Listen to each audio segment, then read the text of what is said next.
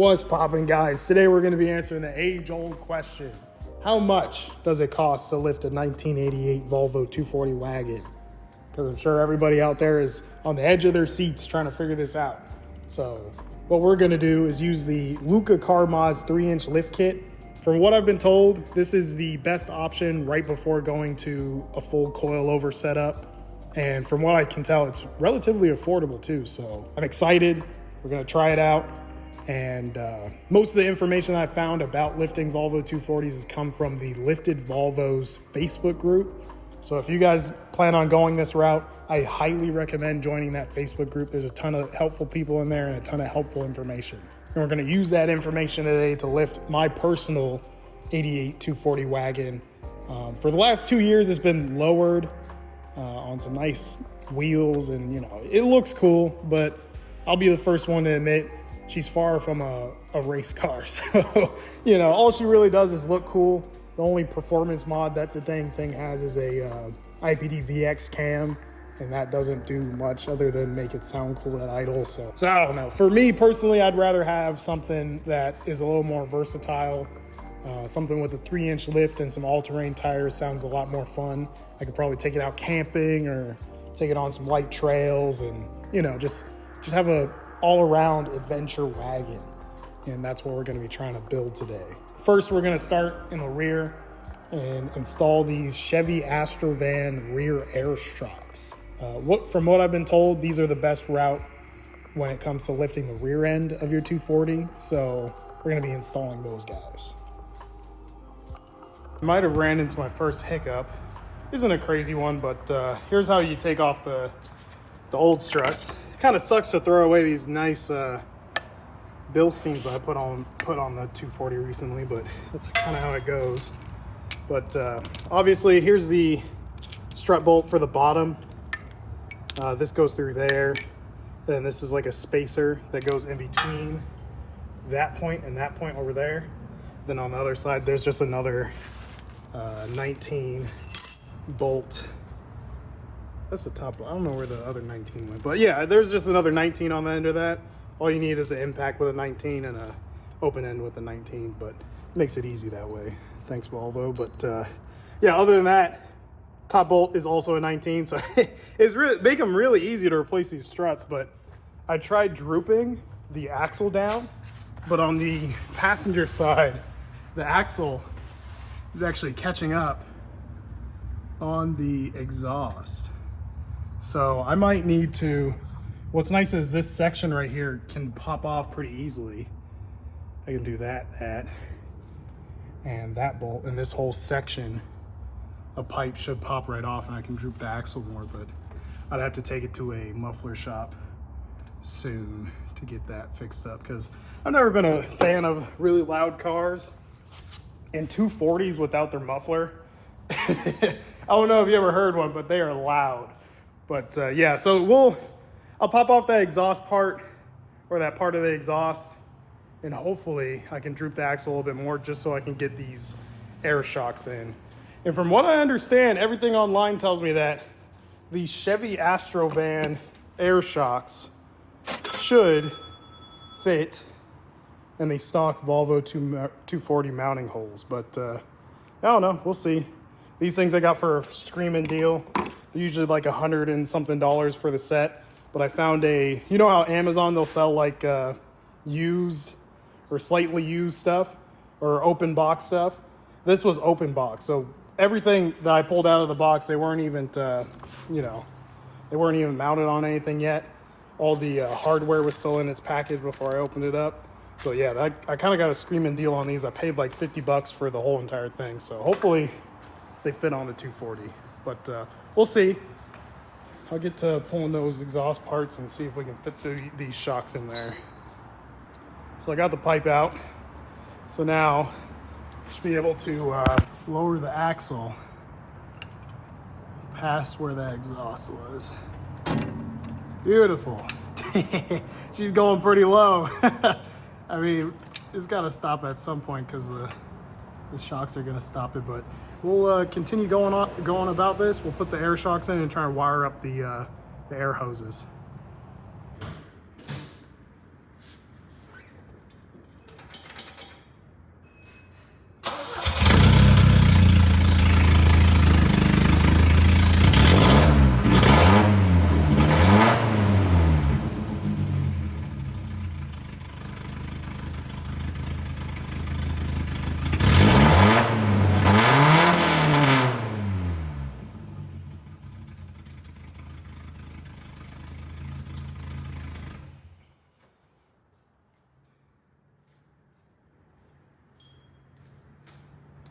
sticky. So yeah, that's what she sounds like. 240 sound like straight tractors when they don't have their exhaust on them. But yeah, that'll be temporary, hopefully. But yeah, here are these springs that I found. They were actually on that 240 that was back there, and I noticed it was sitting up really high in the rear. I didn't know why. It did have a tow package on it. It had a tow hitch and everything, but I just noticed that these springs were back there, and they had a thicker profile than the springs that were on my wagon. So I figured these are probably overload springs. I have no idea if they're IPD. I don't know who else would be making overload springs for Volvos, but I don't know. They're heavy duty springs, so hopefully, well, they're better than the ones that I cut down there. So we'll put these guys in there, and they should add a couple inches to the ride height. But to be honest, don't know if they're actually IPD or not. But who gives a shit? We're just gonna put them in there because it's better than the cut boys that I have in there right now. So yeah, we'll do that real quick.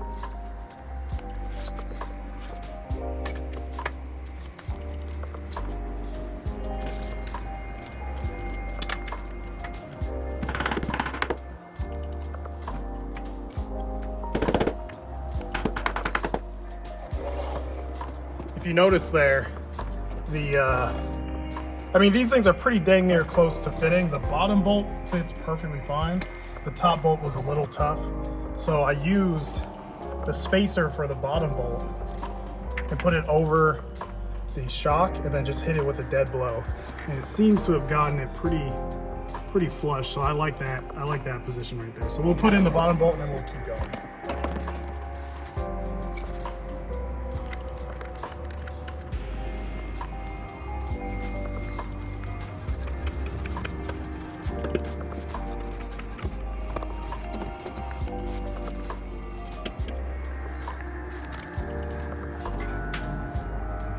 So I'm over here wiring up the air hoses, and I noticed Volvo gave me a nice little hole to wire this, or to route this air hose through. I think that's pretty secure. I like how close it is to that. And all you do is, oh, I actually did that wrong. What you do with these air hoses is you put your cap on first, then you put a O-ring on the bottom, or at the end of it. Make sure your thing's cleaned off, and you just put, you bottom out the hose inside here, and hopefully that should make a pretty dang good seal. I don't know. This is my first time using air shocks, so hopefully these aren't too cheap. I mean, these are Monroe shocks. You'd think they'd be pretty solid quality. The same company makes the 4C suspension for the S60R and the V70R, so I don't know.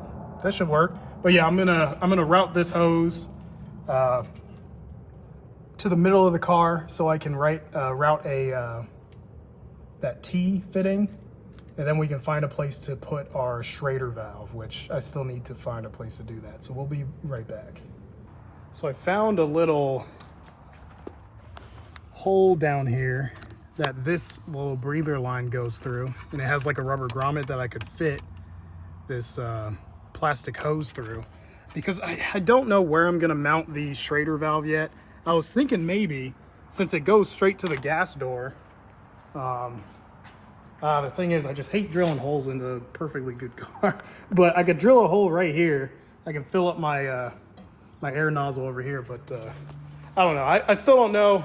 I'm still debating whether I'm gonna take that hitch off of that Part Star 240 and mount it in the back, because it would be nice to have another like a recovery point, because obviously two-wheel drive 240, it's gonna get stuck at some point, and I'd like to have a way to mount a receiver hitch,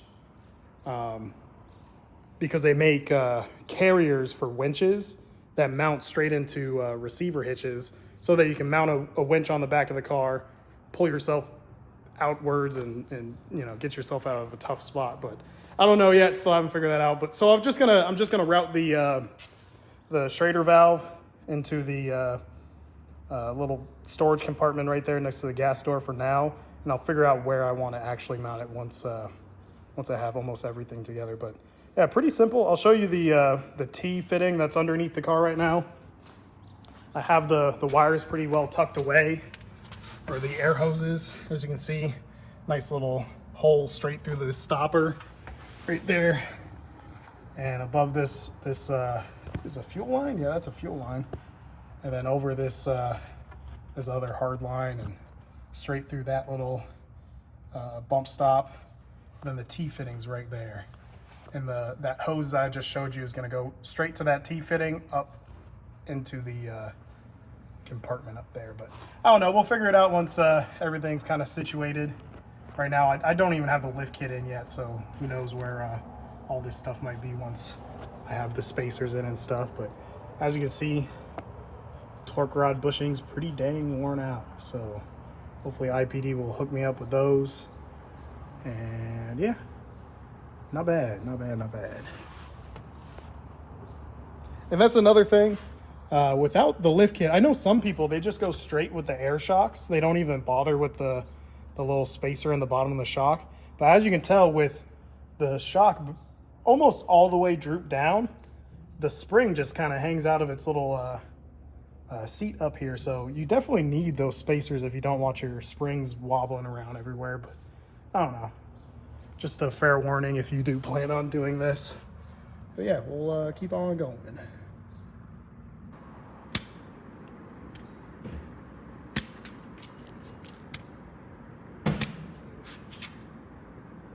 So we'll just, we'll let her sit at 25.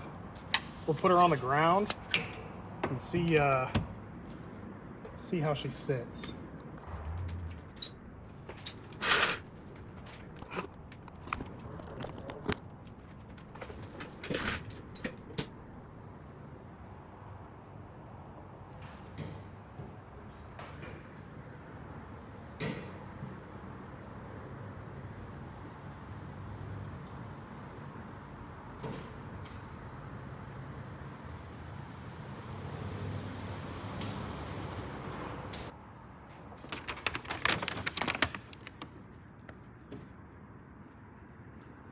It says right there, air pressure, minimum can be 20, maximum can be 155. The vehicle in fully loaded condition, which I'm right at 100 PSI, which it looks goofy as hell looking with the front still all the way lowered. But I still can't fit the new tires and wheels on there because I need to cut some stuff out of the fender. I was hoping the track bar and torque rod might help me with fitment a little bit so I don't have to cut as much, but I don't think it's going to help that much. I would need a adjustable control arm so I can move the axle backwards, but yeah, I don't know. We'll figure it out. I'm going to take the muffler off just so it's not hanging while I'm moving it inside out of the garage. But now we wait. We gotta wait for the front end stuff to come in and the rest of the rear end stuff. So this thing's gonna be sitting pretty dang high once I get the spacers in the back. But right now it's pretty dang high already.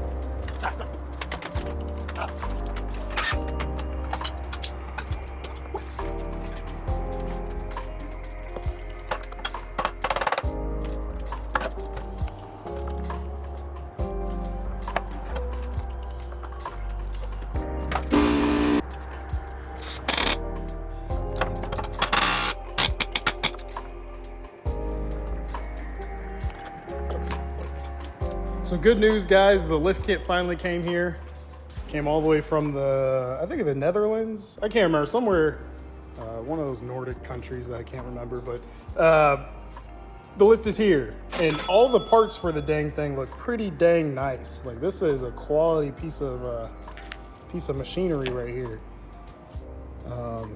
As you can tell, it's, you know, barely any blemishes. The ones that are there, I wouldn't doubt that happened during the pretty rough shipping United States Postal Service did. But yeah, other than that, all the parts look pretty dang stout. I'm gonna go over all the parts and see where they go, because to be honest, I'm not too familiar. There was no instructions in the book, or in the package, other than this postcard. Tells you good luck with the install, which I'm gonna need it. No, it looks pretty dang self-explanatory, but they did give you a nice little treat. Isn't that nice? So when you're banging your head against your Volvo, you can calm yourself down with a nice little wafer. I don't think we have these in the US. Yeah, we might, but I don't get out much, so I wouldn't know. So yeah, we're gonna go over the little parts that we do know. This is the rear spring extension. This is gonna go on the bottom of the spring so that that spring sits up inside of its perch. These right here are extensions for the shock absorber in the front. I already sent out the strut tower. I had a parts car that I took the strut towers off of. Sent those to a welder that can weld in those little spacers. I'll put a little picture of the spacer. But he's gonna weld in those spacers. The shock tower is gonna be 3 inches taller. And since it's gonna be 3 inches taller, you need your shock absorber that goes in it to bottom out on something. That's what these are for. And these right here, these extend your sway bar, your front sway bar down a couple inches, because they're gonna be overextended with the 3-inch lift. So these will go in the front. These right here are for the rear shock absorber. Extends it upward so that your shock absorber doesn't bottom out. Shock absorber doesn't bottom out. The one thing I didn't understand was why this is the only part that's not coated, like anodized or whatever. I might spray this thing with some spray paint, because the last thing I want, I mean, here in Arizona, I shouldn't have to worry about it, but the last thing I want is that thing rusting over. But, well, yeah, that's everything in the rear end, and some of the stuff in the front end. That's everything that comes with the actual lift kit. The stuff inside here are extra parts that I thought were necessary, because even on their website they kind of explain, like, hey, these are, this is going to get your car running or tracking right on the street. So these right here, if I remember correctly, these are tie rod end links. It's like a flip kit. It flips your tie rod end link 180 degrees so that you can run them without stressing your power steering rack. Because if you're lifting your car, your power steering rack is going to stay in the same spot, but your tie rod end links are going to go way down here. That can put a lot of stress on your power steering rack. So this should save my power steering rack. I've had that thing rebuilt like 3 times already, so hopefully I don't have to do it again because of those things. And these are track wide spacers. These will actually fix your camber. From what I understand, when you lift the car is going to be, the wheel's going to be cambered inward. And with these spacers, or outward? Yeah, they're going to be cambered outward. And with these spacers, the wheel will camber back to its original spot, and you won't have any alignment issues. So these will go on there. It comes with nice ball joints, Moog, which are pretty good, decent brand. But yeah, other than that, we're gonna start installing the rear shock spacers, or we're gonna start installing the rear spring spacers and the shock absorber spacers. And once the front struts come in, we'll start assembling all that stuff too. So once you get the shock out of the rear, there's gonna be this stud that's sitting inside the hold down for the spring. That needs to come out, so you're just gonna have to hit it with a hammer and just pop it out. Mine was pretty easy, mine was already loose, so I just popped it right out. Then this is gonna go, obviously, right here.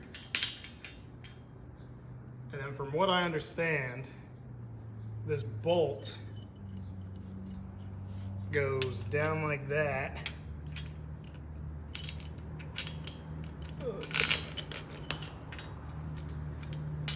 And this whole assembly goes onto there.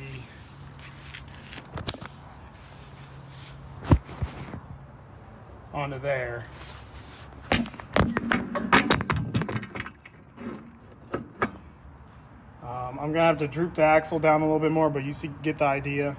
The original bolt that came off of that spring hold down is gonna be holding the bottom of the spring in. So I'm gonna put that up and you'll see what it looks like after. So I got the spring spacer in.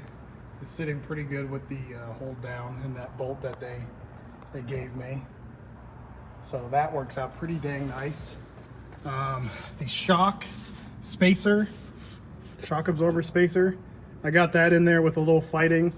My control arm was kind of squeezed in. So getting this spacer in there, I had to hammer it in with a dead blow, but it worked out pretty well. Then the other thing that I was already aware of from watching the YouTube video of the install, this right here, this spacer won't fit after you install this big old spacer. So this spacer has to be cut off. I was very unprecise with it. I cut way too much, but I added a washer on the end of that, so it should bottom out relatively fine. I mean, this is this thing's not going to be doing any pre-running or anything like that, but I mean, it's good enough for government work, so I'm good with it. So I'm going to tighten down all these bolts. Then other than that, it looks pretty dang good. The only other thing that I noticed in the video, he drilled a second hole in the side of the control arm to prevent this thing from canting. The only thing I don't see though is where I'm supposed to drill, because there's not a lot of material under there. So maybe I drill a hole up here, or maybe I have these things upside down and these are the two holes. I thought this was like an option. I thought you could set your shock height, but I don't know, maybe I'm doing this wrong. I could have swore this is how it was set up in the video, but I'm kind of worried that the spacer is going to shift that way or that way depending on how hard I hit a bump. But I mean, to be honest, we're dealing with a lifted Volvo. We're not going to be doing anything crazy in it, so I'm not too worried about that. But yeah, for now I'm just going to tighten everything down, make sure everything looks good, and then work on the other side and get that complete. But obviously same procedure on the other side. All you do is fit those bolts inside there and hammer that thing in and you're good. It's looking pretty dang snazzy.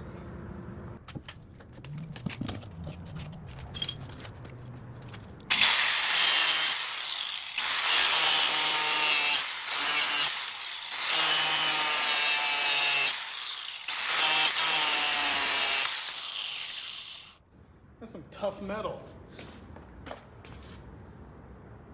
Oh my God.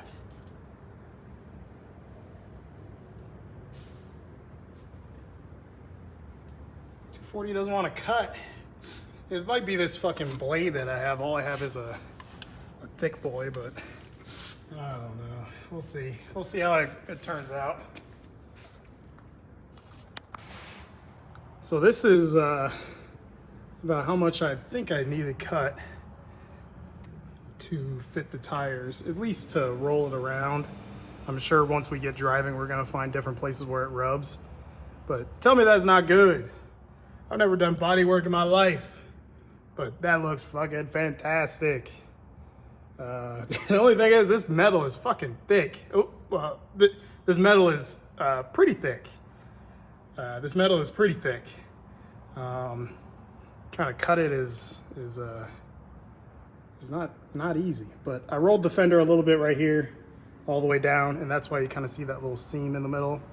But yeah, this is thick metal. We'll see if this tire fits. So the tires that you see me mounting are secondhand off of Facebook Marketplace. I found them for 300 bucks. They're practically brand new. They still have the little nubs on the tires, and they're 225/75 15s, which As you can tell, they need a little bit of trimming. I definitely did a little bit more than what you see in the video. I took a grinder to almost every corner of the car. But yeah, that's just the tire setup that I got going on with my original Virgos that I had on the 240 before I switched over to these black wheels. But okay, we'll get back to the video.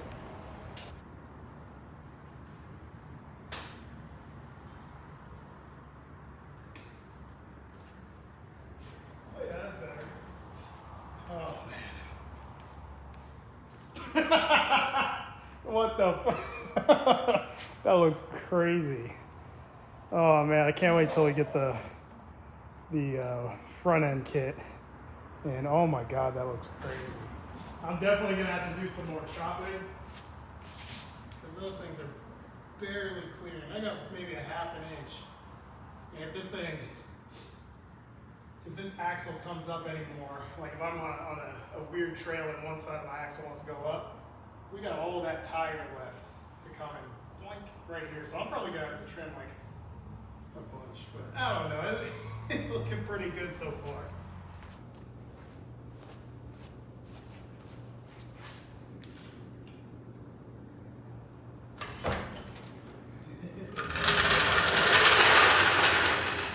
Very crude way to test the articulation, but as you can tell, at pretty much full lock, got about a 1/4 inch of clearance, but I think that's pretty dang good. This side I still haven't trimmed up much, but I mean, it doesn't need much. But look at that. Look at it articulated. It was pretty funny. But yeah, hopefully don't have to trim too much more, but so far that's looking pretty dang good. So good news, the rear end is pretty much done, other than some trimming I need to do to the fenders and maybe alignment. Old torque rods are out, old panhard bar is out. As you guys can tell, these bushings are pretty shot. You can see my axle whenever I like push the wheel, or you know what I'm talking about. I could see the axle torquing around everywhere, and obviously those things were tired. So I kind of just, boy math, I justified it in my head that I needed to get those adjustable IPD panhard and torque rod bars because I already needed bushings. But I don't know, it makes sense to me. Geometry in the back end is going to be a little bit different since it's raised up so high. Probably going to take it to a professional shop that can actually do a 4-wheel alignment, because I kind of just eyeballed everything, just made sure the torque rods were were the same length on each side, and the panhard bar, I just made sure that the axle was kind of centered in the middle of the car, just so nothing was rubbing. But yeah, as you can tell, the panhard bar was kind of a pain in the butt to adjust.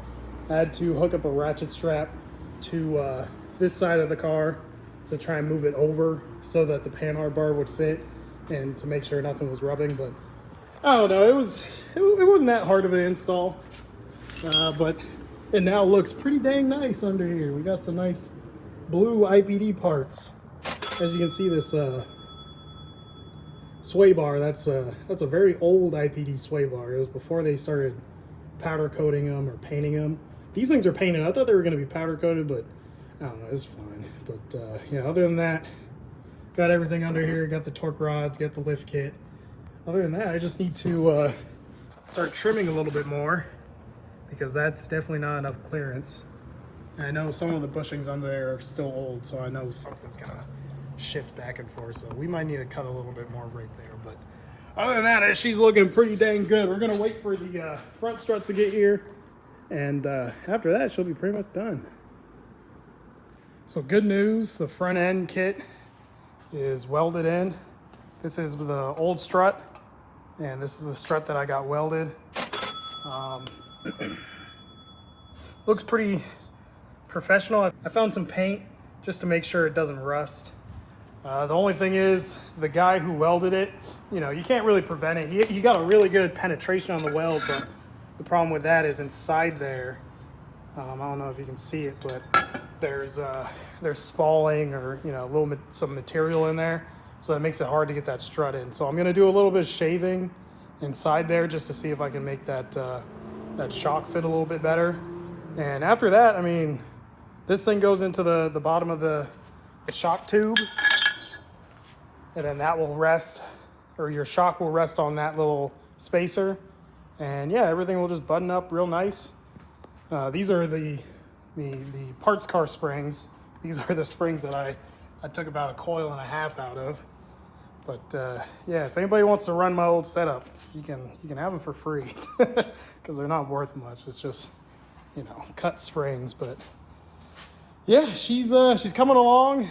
Hopefully, I don't know about the end of the day today. I'm dying right now. It's like 100 degrees outside, and I don't know. My head's is spinning, but I don't know. We'll try and figure it out. I mean, hopefully we'll get it done today.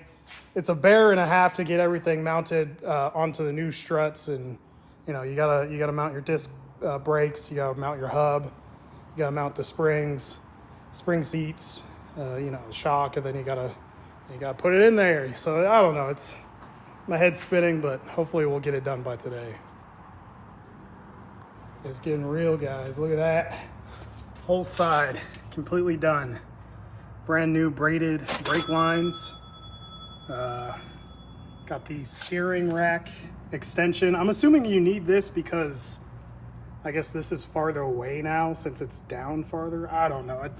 It was included in the kit, so I installed it. It seems like it's fine. So that's done. The track wide spacer is looking pretty good under there. It fits pretty nice. No real fitment issues. The Moog ball joint is a little tight, but I'm sure the suspension will compress a little bit and it'll give it a little bit more space. The only thing I'm missing is a sway bar spacers, which are inside the kit still. Ooh, man, my head is spinning. But yeah, this guy, sway bar spacer, got it on both sides, even comes with bolts. I might just eat this guy right now. I'm freaking, maybe my blood sugar's low or something. I don't know. I don't know how to check my blood sugar, but you guys get the point. Got the flip kit for the power steering rack, which I love the way that fits. Very little angle on the power steering rack, which will definitely increase the longevity of my power steering rack that I've rebuilt like 3 times.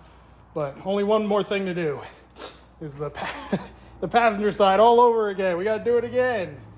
But we're so dang close. I think I'm gonna get it done by today. So yeah, let's get to it. Oh yeah, and then, you know, I installed all these suspension components probably about 2 years ago.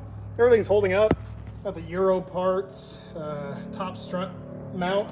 People always give Euro parts a bad rap, but I mean, I've never really had any real issues with their stuff. I'm sure there's, you know, some products that are crap and some products that are good, but let's just say the top mount for 240s are at least decent. But yeah, let's finish this thing.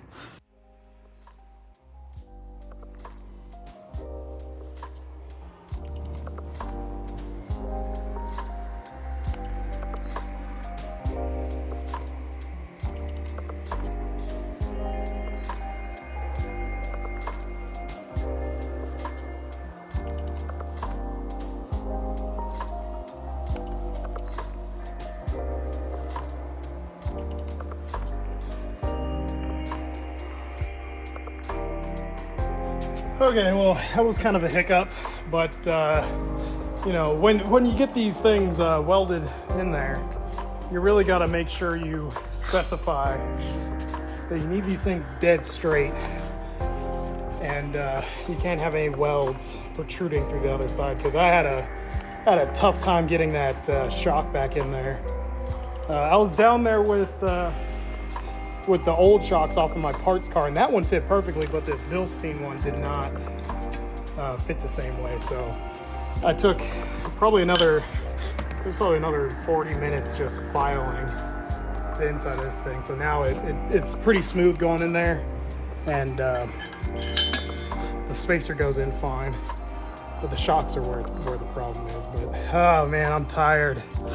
I really don't want to. I mean, my brain is telling me to stop, but I really want to see this thing done by the end of the night, so I'm gonna keep going before I completely pass out on the garage floor. It does look comfortable though.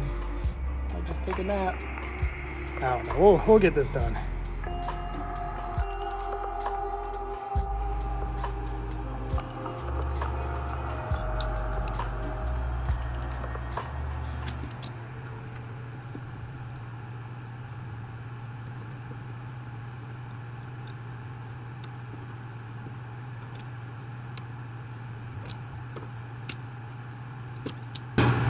One thing I noticed to make the strut installation easier is these 4 bolts on the bottom of the like this ball joint bracket. They're hard to get aligned in the bottom of the strut tower when it's all tight. So leave the ball joint loose. It'll give you a lot more play to get those bolts aligned right the first time. So yeah, just leave this loose.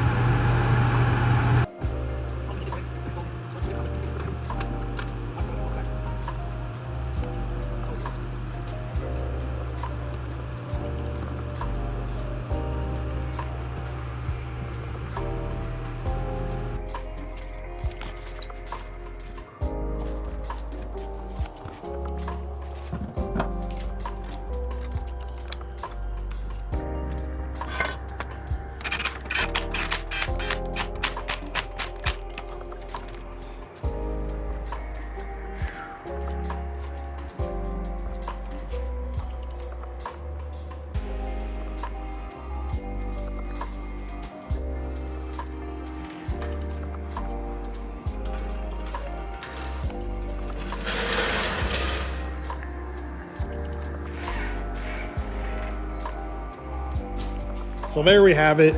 We got a lifted Volvo 240 wagon, and the grand total was under $2,000. I did deduct $100 from selling my old tires that were on my Virgos because those guys were pretty much brand new. And that 1876 that you guys see does include a Dana 30 locker that I bought for the rear diff. So take this number as like a rough estimate. Your build might be a little bit less expensive. It might be a little bit more expensive depending on what parts you buy and if you buy your tires brand new. I got a good deal on a used set of tires, so I kind of saved myself some money there. To be honest, $2,000 or under $2,000 is extremely reasonable for what you get when you lift a Volvo like this.